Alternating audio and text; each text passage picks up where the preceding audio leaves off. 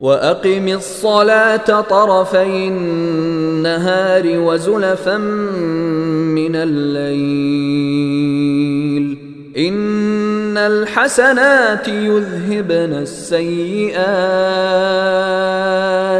ذَلِكَ ذِكْرَى لِلذَّاكِرِينَ۔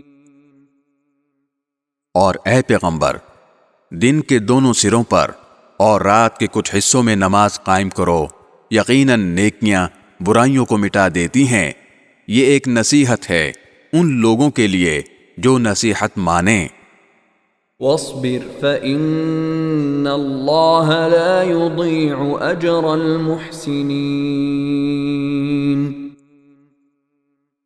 اور صبر سے کام لو، اس لیے کہ اللہ نیکی کرنے والوں کا اجر ضائع نہیں کرتا۔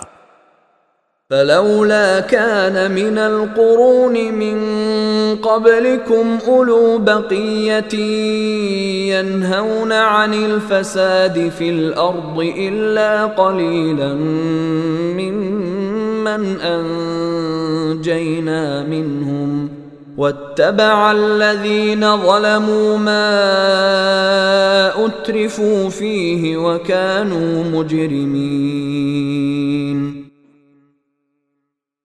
تم سے پہلے جو امتیں گزری ہیں، بھلا ان میں ایسے لوگ کیوں نہ ہوئے جن کے پاس اتنی بچی کھچی سمجھ تو ہوتی کہ وہ لوگوں کو زمین میں فساد مچانے سے روکتے۔